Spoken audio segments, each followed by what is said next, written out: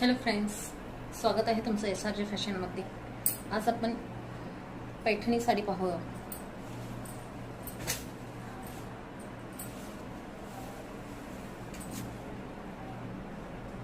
हा त्याचा रिच पल्लू आहे।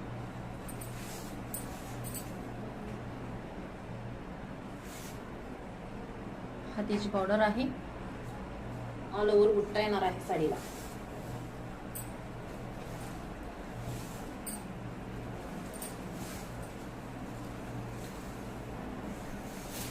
हा लाइनिंग मध्ये नेस्ता भाग दिलेला आहे।